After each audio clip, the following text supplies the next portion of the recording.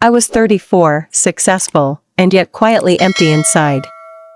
Nights in my glass house were filled with silence, the kind that makes you question if all the victories in life are worth it when your heart feels untouched. Then she appeared, radiant, untouchable, the city's dance goddess.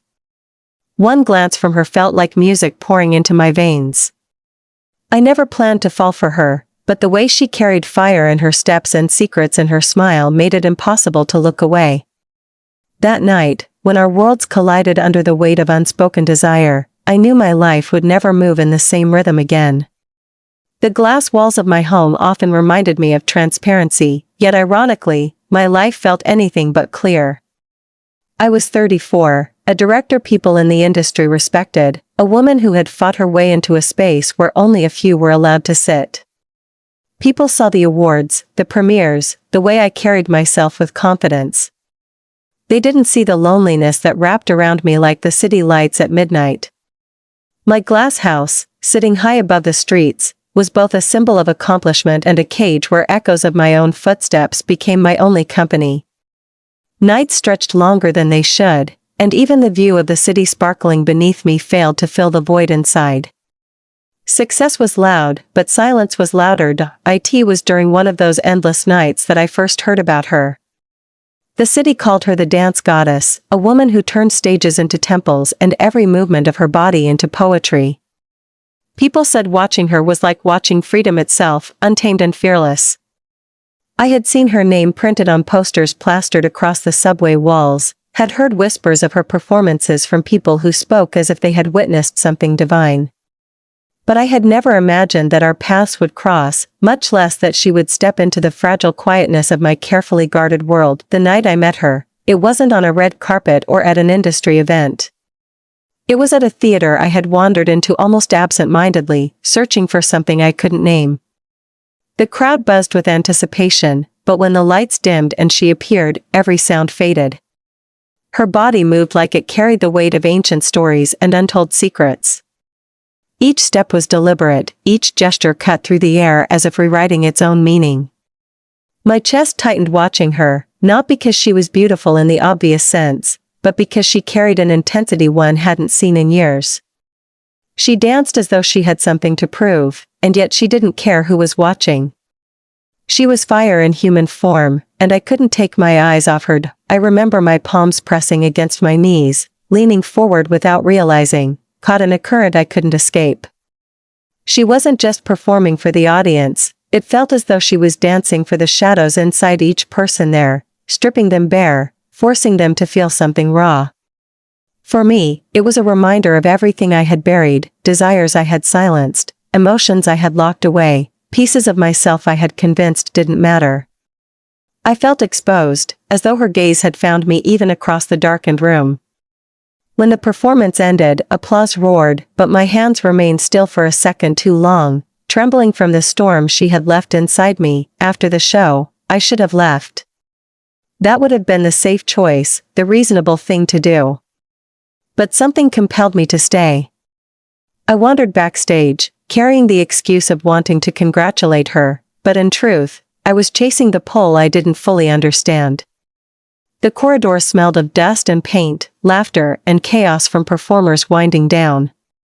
Then I saw her, hair damp with sweat, eyes brighter than the stage lights she had just conquered. For a moment, she didn't look like the city's goddess. She looked human, fragile even, yet somehow more magnetic than before. She caught me staring before I could gather words. Instead of brushing past me, she smiled. Not the polished kind people offer fans, but something softer, curious. You were watching me, she said, and it wasn't a question. My throat tightened. I wanted to say something clever, something that matched the gravity of her presence, but all I managed was, how could I not?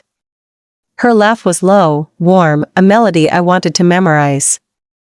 She tilted her head, studying me as though she already knew I was someone who didn't belong here yet couldn't walk away. We spoke only briefly that night. Just fragments of sentences, introductions that felt strangely intimate, the kind of words that lingered long after they were spoken. I told her I was a director, though my work had begun to feel more like routine than passion. She told me dancing was the only thing that kept her alive, though her eyes hinted at battles she wasn't ready to share. Time slipped away unnoticed, and by the time I left, the city outside had emptied into quiet streets.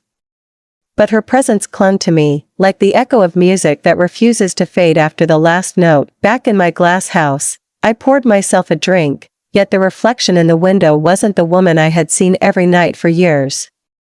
Something had shifted. I could still hear her laugh, still see the way she looked at me as though peeling back layers I thought were invisible. The silence of my house no longer felt the same.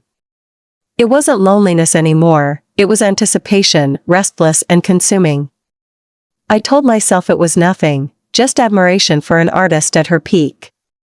But deep down, I knew I had just opened a door I wouldn't be able to close again. The city carried on as it always did, but I walked through it with new awareness, as if the air itself had changed. For years I had built walls, glass ones, elegant and untouchable. And yet one encounter with her had left cracks I couldn't hide. I didn't know it then, but those cracks would soon become openings, and through them, everything I thought I knew about myself, about love, about life, would be rewritten.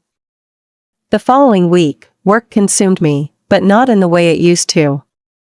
Meetings blurred together, scripts piled on my desk, and phone calls felt endless, yet beneath all the noise, my thoughts always drifted back to her. Every decision I made carried an echo of that night, the way she moved across the stage, the way her voice carried warmth even in casual conversation. I told myself it was just inspiration, the kind every artist longs for, but deep down, I knew it was something heavier, something that pulled at me when I tried to sleep in the hollow stillness of my glass house. Each evening I found myself staring out into the city lights, wondering where she was, if she was dancing, if she had already forgotten me. Our paths should never have crossed again, at least not so soon, but fate, or maybe something more deliberate, had other plans. A few nights later, I was invited to a private gathering hosted by one of the city's producers. Normally, I would have declined. These events were always the same: expensive wine, people bragging about deals, laughter that didn't reach the eyes. But something made me go, maybe boredom, maybe restlessness, maybe the memory of her. The house was loud with music and chatter, but as I walked through the crowded room, my gaze landed on her instantly. She stood by the balcony, hair loose, eyes scanning the room like she was searching for air.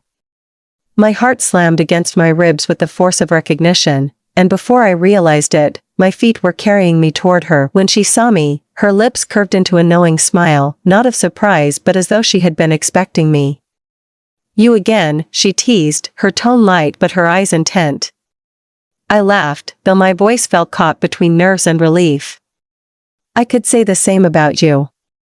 She leaned against the railing, the city lights framing her figure, and for a moment I forgot where I was. Around us, conversations buzzed, but everything else dimmed, like the world was making space for this fragile moment. We began talking, this time more freely than before. She told me about the discipline behind her performances, how every step was born of pain and persistence. Her childhood had not been kind, and dance had been her escape, her survival. I listened, drawn deeper with every word, realizing that her fire on stage came not from perfection but from battles she had fought alone. In return, I told her pieces of my own story, how directing had once been my dream but had gradually become a machine that consumed me. To my surprise, she didn't look at me with admiration like most people did when I mentioned my work. She looked at me with understanding, as though she could see the exhaustion beneath the surface. It was the first time in years I felt truly seen. The night stretched longer than either of us had planned.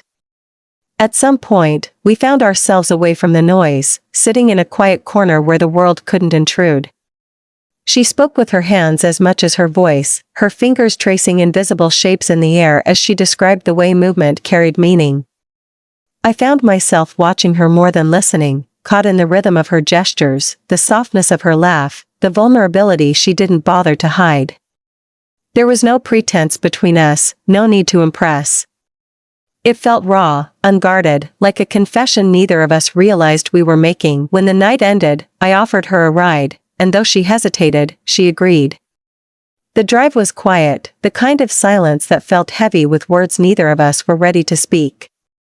She stared out the window, the city lights reflecting in her eyes, while I fought the urge to reach for her hand resting gently on her lap. I wanted to bridge the distance, but fear kept me still. Fear of misreading her, fear of breaking something delicate before it had even begun. Yet when we arrived at her stop, she turned to me, her gaze lingering longer than necessary. "You live in that glass house, don't you?" she asked, and I nodded, caught off guard. She smiled faintly. "I've seen it from the street. It looks beautiful, but also lonely." Her words struck deeper than I expected. Before I could respond, she thanked me softly and disappeared into the night, leaving me with the weight of her observation. Driving back, the city blurred around me, and when I entered my glass house, her words replayed again and again. Beautiful but lonely. She had seen right through me, just as she had on stage, and it unsettled me in ways I couldn't escape. That night, I didn't sleep. I walked from window to window, watching the city from every angle, but all I could see was her face, all I could hear was her voice. I realized then that it wasn't chance that had drawn me to her twice. It was something stronger, something I couldn't deny anymore. And as much as I tried to silence it, a part of me already knew, I didn't just want to watch her from afar. I wanted her inside this house of glass, to shatter the silence with her laughter, to dance across the floors that had known nothing but solitude. Days passed in a haze, yet everything felt sharper, more alive, as though the city itself had shifted in color after that night. I found myself working less and thinking more, my thoughts no longer anchored to scripts or deadlines but to her. The memory of her voice lingered in every quiet moment, and her observation about my house haunted me in ways I couldn't shake. Beautiful but lonely. She had said it so casually, yet it revealed everything I tried so hard to conceal. I kept wondering if she thought of me, or if our connection had been nothing more than a passing current. But the truth is, I couldn't leave it to chance. I wanted to see her again, not in crowded rooms or fleeting moments, but somewhere real, where walls couldn't hide the rawness between us. I reached out through someone we both knew, a mutual acquaintance from the industry who had always spoken highly of her. I asked if she might be interested in meeting, under the pretense of discussing a project. My hands trembled even as I sent the message.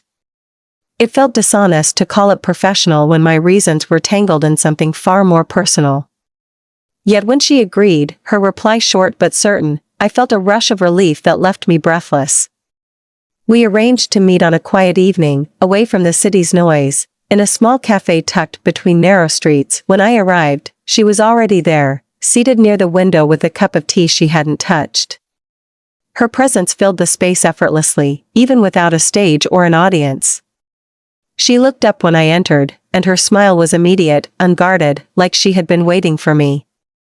I sat across from her, and for a moment, we simply stared, as though words were unnecessary.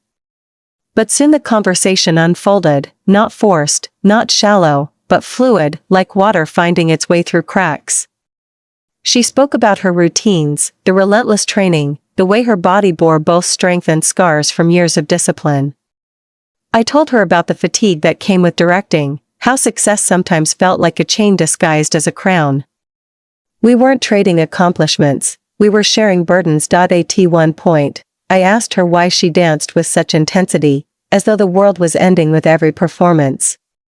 She looked at me quietly before answering, her gaze steady and raw. "Because it's the only way I know how to survive. If I stop, I'll disappear." Her voice cracked slightly, though she tried to cover it with a smile. My chest tightened.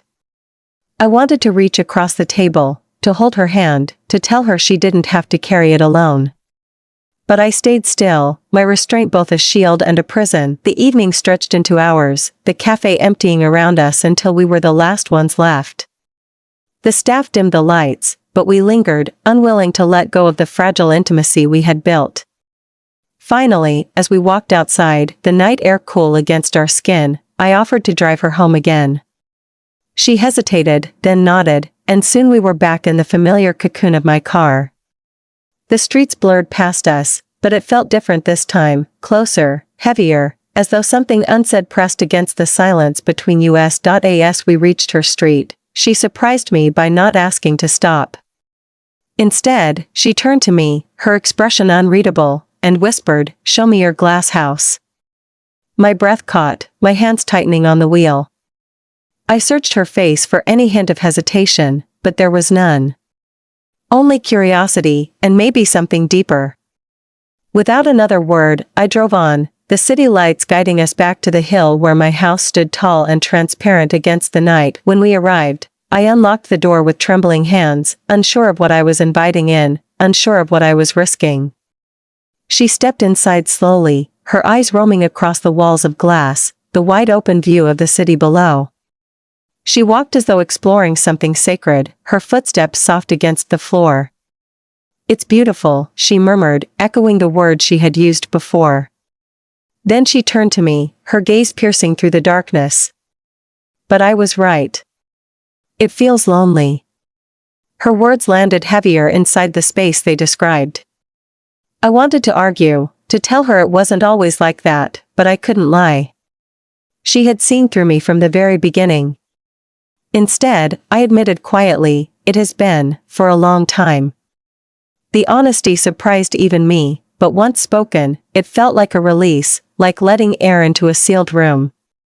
She didn't respond right away. Instead, she moved closer, her presence filling the emptiness of the room more than any decoration or light ever could. We stood there, surrounded by glass and silence, the city glittering beneath us. The tension between us was no longer something I could ignore. Every inch of me ached with the urge to close the distance, to feel the warmth of her body against mine. She looked at me as though daring me to move, as though testing if I would step beyond fear. My heart pounded, louder than the city, louder than reason. And when I finally reached for her hand, she didn't pull away.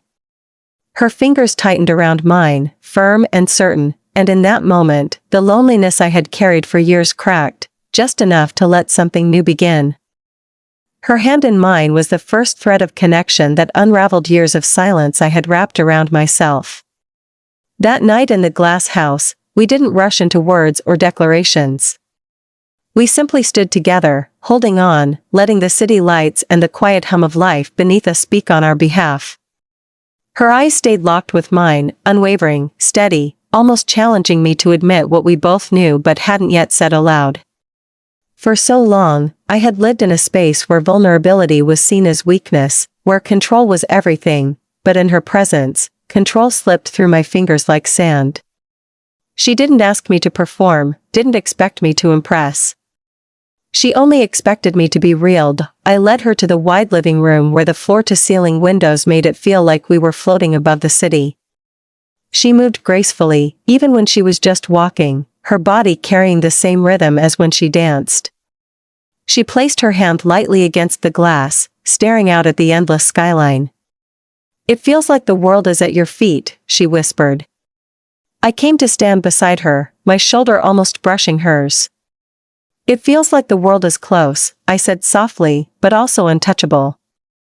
My words slipped out before I could filter them, but she only glanced at me, her expression a mixture of empathy and understanding. We sat on the couch, and for the first time in years, I opened up in ways I hadn't with anyone. I spoke about the long nights where the silence pressed down on me, about the pressure of being admired publicly yet feeling invisible privately, about the hollow victories that left me with no one to share them with. She listened, not interrupting, not trying to fix it, but giving me the kind of attention that felt like being held even without touch. When I finally paused, embarrassed at how much I had revealed, she smiled gently. "You don't know how rare that is," she said, her voice low and steady. "To admit that you're lonely when everyone thinks you have everything. That's braver than you think." I wanted to tell her that she was the brave one, surviving her battles through movement, transforming pain into art that captivated the city.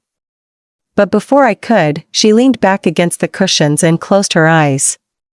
"Do you hear that?" she asked. I frowned, listening. "What?"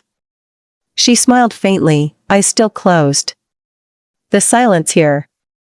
It's different. not empty. It feels like it's waiting for something. Her words settled over me, heavy and undeniable. For years, silence had been suffocating, but with her there, it felt transformed, charged with possibility. As the hours slipped by, conversation drifted into laughter, small jokes, quiet moments where our eyes lingered too long. At some point, I realized we were sitting close enough that her knee brushed against mine, a subtle but electric contact that neither of us moved away from.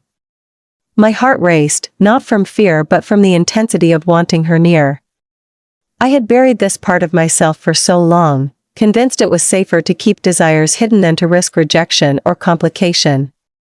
But sitting there, with her eyes reflecting the glow of the city, I knew there was no going back to the woman I had been before she walked into my life. When the night grew late and she finally stood to leave, the weight of goodbye felt heavier than I expected.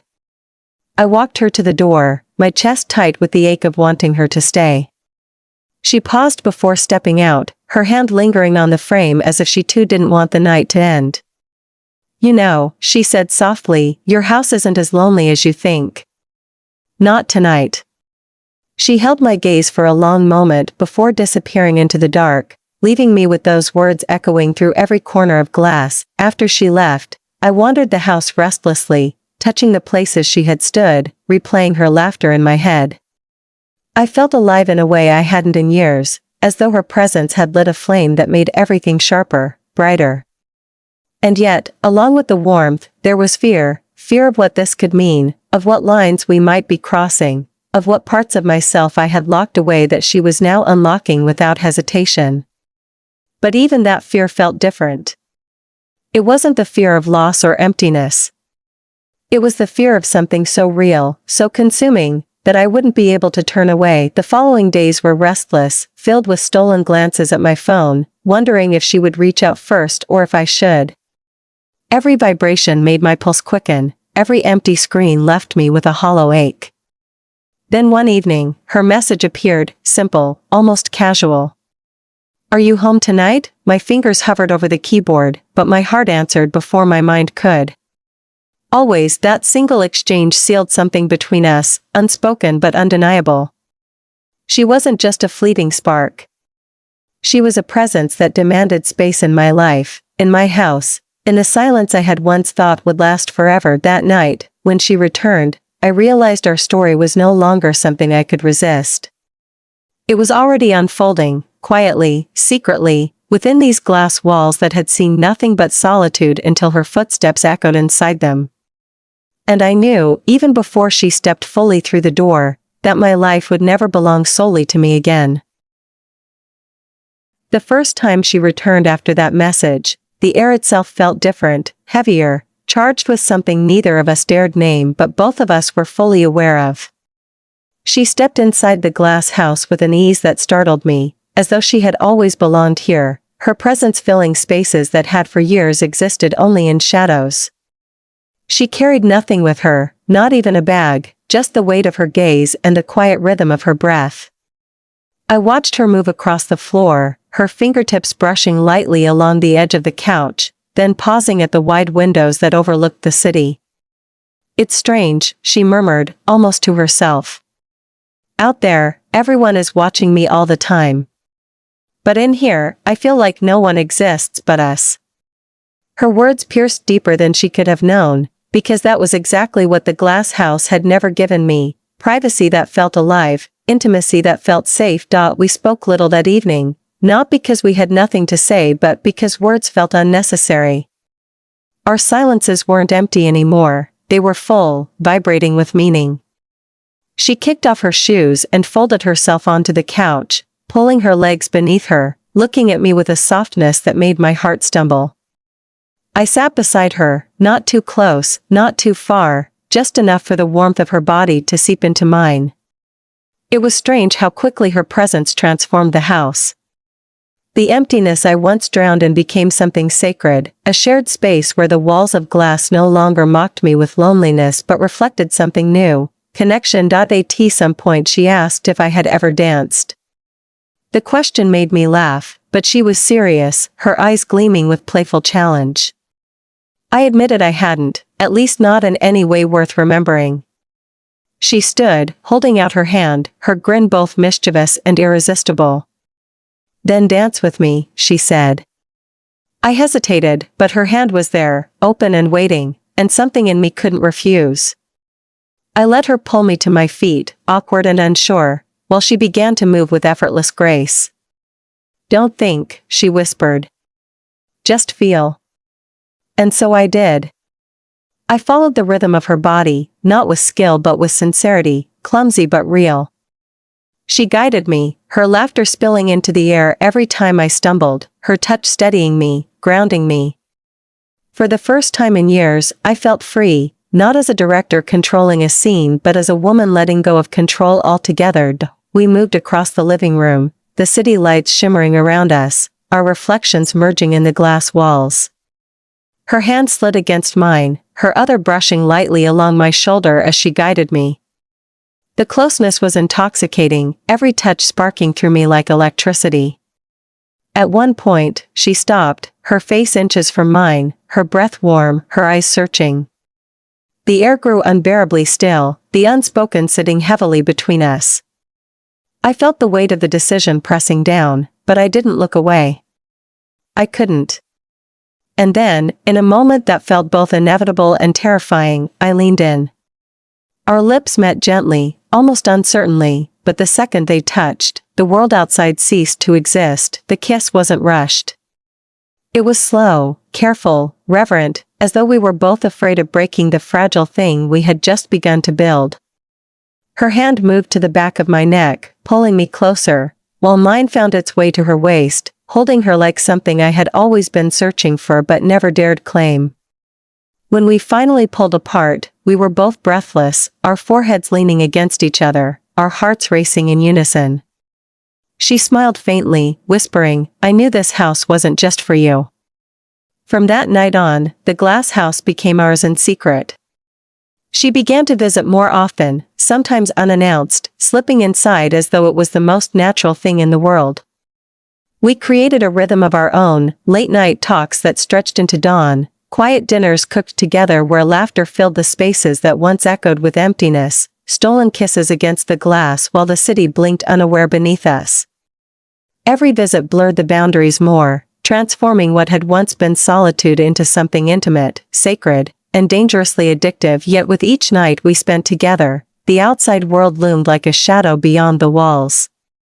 She was the city's goddess, adored and admired, her life constantly scrutinized. I was a director with my own public image, my own responsibilities to maintain. What we shared could not belong to anyone else, not yet, maybe not ever. But inside those transparent walls, we created our own hidden universe. Every glance, every laugh, every touch was a rebellion against the lives we were expected to lead. The risk made it sharper, the secrecy made it burn hotter, and the truth was simple: I didn't want to let her go. Sometimes, late at night, I would watch her dance in the quiet of my living room, no stage, no audience, just me. She moved barefoot, her hair loose, her body a story only I was allowed to read. I would sit on the couch, utterly spellbound, knowing that in those moments she wasn't performing. She was giving me pieces of herself no one else could ever claim. And I knew I was falling, deeper than I had ever allowed myself to fall, terrified and exhilarated all at once, but the more I let her in, the more I felt the fragility of what we were building. The glass house, though beautiful, was still made of walls that could shatter. We were balancing on something dangerous, something that could collapse if exposed. And yet, even with that knowledge, even with the fear coiling in the back of my mind, I couldn't stop. She had become the pulse of my nights, the answer to a silence that had once consumed me. Whatever the cost, I was already too far gone to turn back. The nights began to blur together, each one a thread weaving her deeper into the fabric of my life.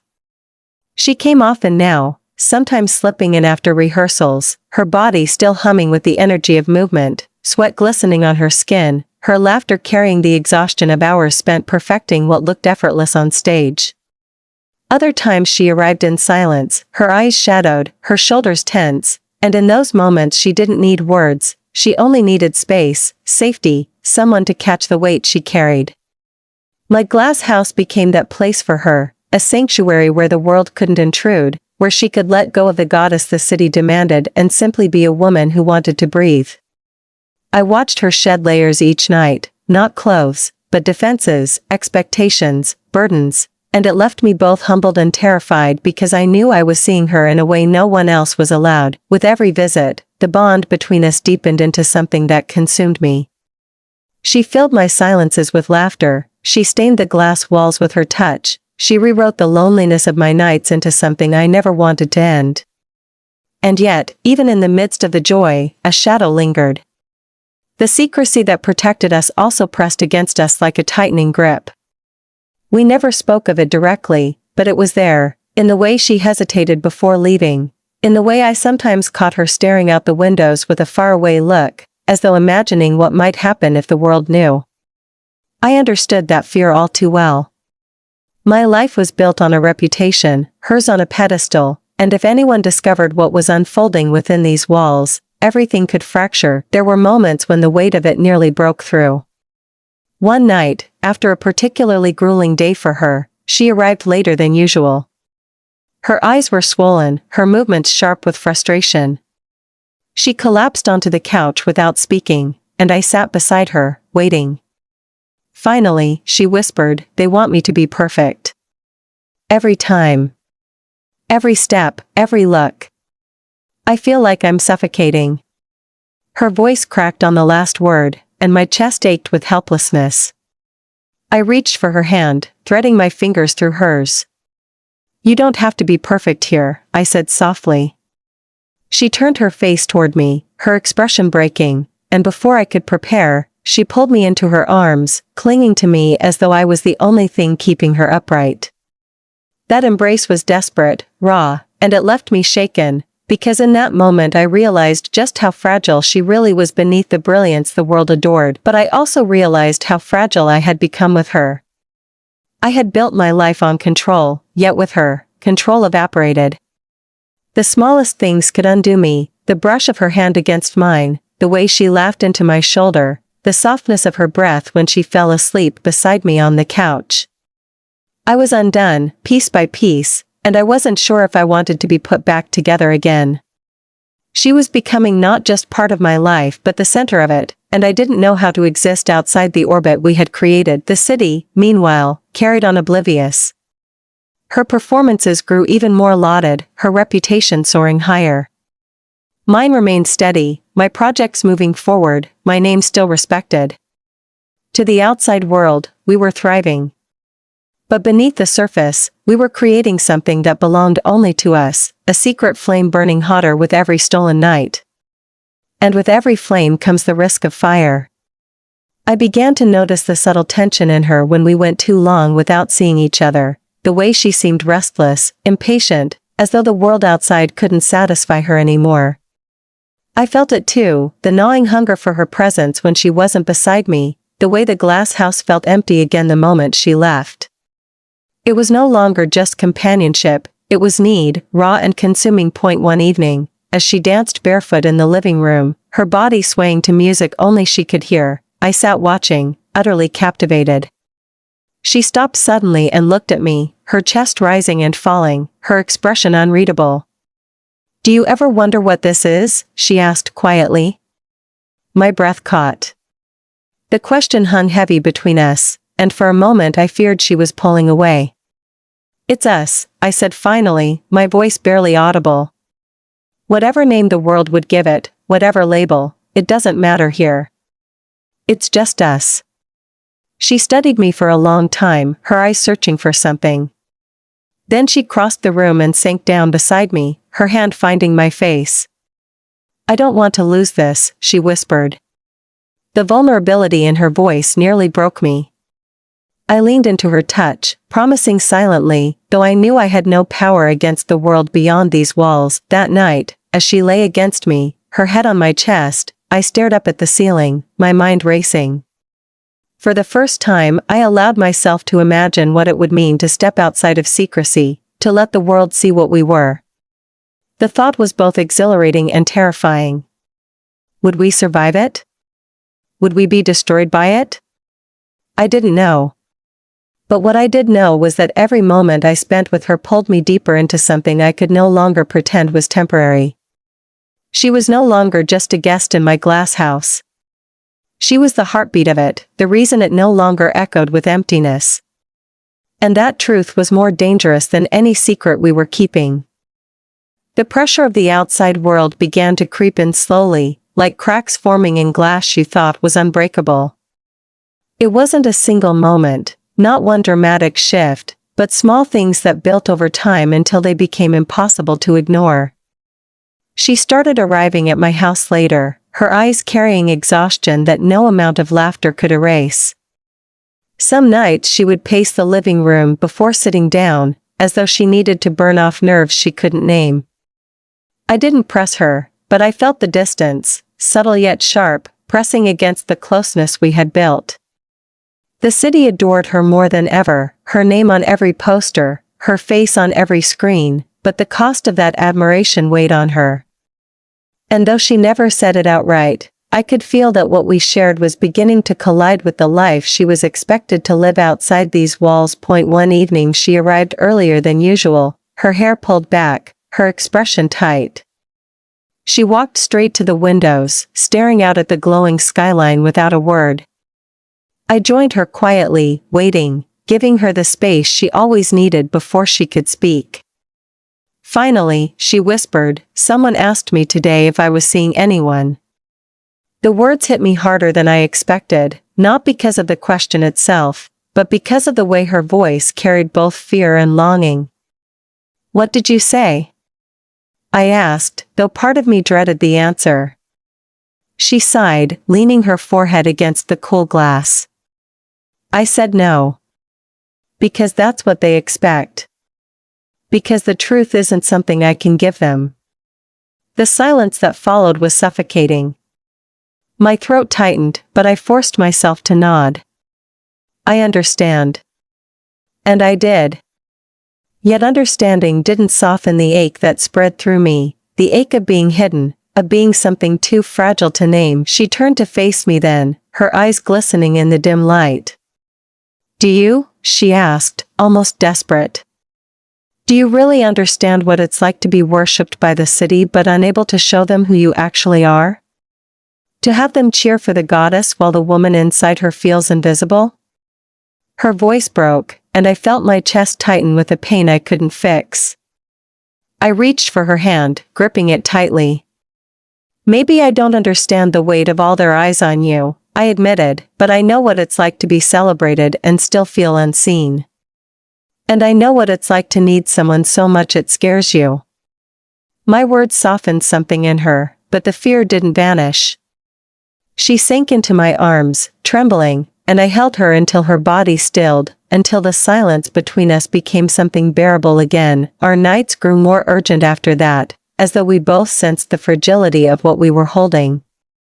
Every touch was fiercer, every laugh more precious, every moment together carried the undercurrent of what if this ends.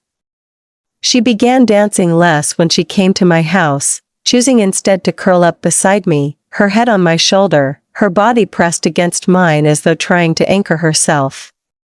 I would run my fingers through her hair, memorizing the softness, memorizing the sound of her breathing, terrified of the day when these memories might be all I had left. The house no longer felt lonely, but it did feel fragile, like it could shatter with one wrong move, one careless glance from the world outside. The first real test came when a tabloid published a photo of her leaving a late-night event. She wasn't with me, but the caption speculated about who she might be secretly seeing. She brought the article to me, tossing it onto the table with a bitter laugh. "They'll write anything," she muttered, pacing the room. I picked it up, my stomach tightening at the word secret lover. My heart raced, not because they knew the truth, but because of how close they were to it. "They don't know," I said, trying to steady my voice. She stopped pacing, staring at me with a look that was both sharp and pleading. "But what if one day they do?" The question hung in the air, heavier than either of us wanted to admit. That night, after she finally fell asleep curled against me, I lay awake staring at the glass walls that had once felt indestructible. For the first time, they felt like a danger, a vulnerability, a cage of transparency that could betray us at any moment.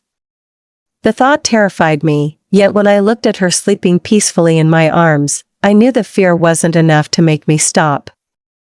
I was already too far gone. She wasn't just a secret anymore.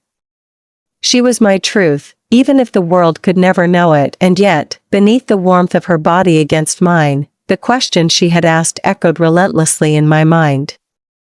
What if one day they do? The night everything changed was quiet at first, deceptively so, the kind of night that usually belonged to us without interruption. She came after rehearsal, still glowing from the stage, her body tired but her spirit restless.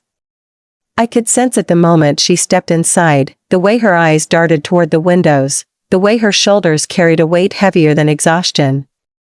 She didn't even greet me with her usual smile.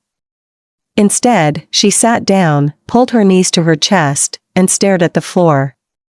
I sat beside her in silence, waiting, but inside me a storm had already begun. She finally spoke after what felt like hours, her voice small and strained. They're watching me. I can feel it. People are starting to ask questions I can't keep dodging. My heart thudded painfully in my chest, but I forced myself to keep my expression calm. We've been careful, I said softly. No one knows. She lifted her head then, and the look in her eyes nearly broke me. It was fear mixed with longing, a woman torn in two. They don't have to know the details, she whispered. They just have to guess. And once they guess, everything we've built will fall apart. The air between us grew heavy, thicker with every passing second. I reached out and took her hand, holding it tightly, grounding her as much as grounding myself. What do you want? I asked quietly, though the question burned me as I spoke it. She didn't answer right away. She closed her eyes, exhaled a trembling breath, and finally admitted, I want you. I want this. But I don't know how long I can keep living two lives. The words pierced me like glass. I felt both relief, because she wanted me, and devastation, because her wanting me came with a clock ticking down. We clung to each other that night more fiercely than ever, as though our bodies could make promises our voices couldn't. I memorized everything, the curve of her smile when it softened, the way her fingers tangled in my hair, the way she whispered my name like it was a prayer. Yet beneath the closeness was the unshakable knowledge that something was breaking, even as we tried to hold it together. Days blurred after that, but the world outside no longer seemed content to leave us hidden.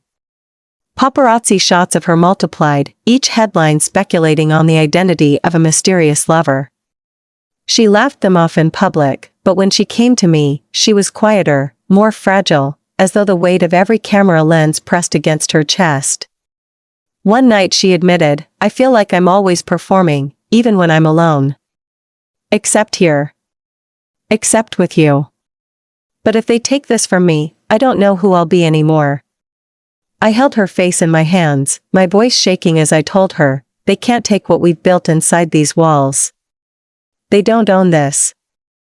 And yet, deep down, I knew how quickly everything could collapse if the truth reached them. The breaking point came sooner than I wanted to believe. A photo surfaced, not of her, but of me. It showed me outside a small cafe, her reflection faintly visible in the window behind me. It wasn't obvious, not to everyone, but to anyone looking closely, it was enough to raise suspicion. She brought the article to me, her hands trembling, her voice caught between panic and resignation. It's starting, she said. My chest tightened as I read the words, speculation spilling across the page like poison. For the first time, the world wasn't just guessing. They were circling closer, circling us. We didn't speak for a long time that night. She sat curled on the couch, I sat beside her, the silence suffocating.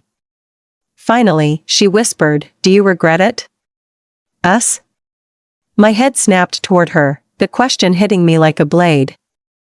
Never, I said firmly, my voice sharper than I intended. You are the only thing I don't regret. Her eyes softened, but tears spilled anyway. Then what do we do? she asked, the words shaking. I didn't have an answer, not one that could soothe the fear clawing at both of us. All I knew was that walking away felt impossible, yet staying meant living under a shadow that grew darker by the day. That night, as she fell asleep in my arms, I stayed awake again, staring at the glass walls. They had once felt like freedom, like light and clarity, but now they felt like exposure, like danger. And yet, even knowing the risk, I couldn't imagine my life without her in it. She had taken my loneliness, my silence, and filled it with fire, with love, with something raw and undeniable. If the world demanded we end, if the world forced us apart, then perhaps the glass house would shatter around me, but I knew one truth more clearly than ever. I would rather live in ruins with the memory of her than in safety without her touch. The city outside glittered that night, endless and unknowing, and within the fragile walls of my home we clung to each other, not speaking, not moving, just breathing the same air as though that could keep us alive against the storm already gathering.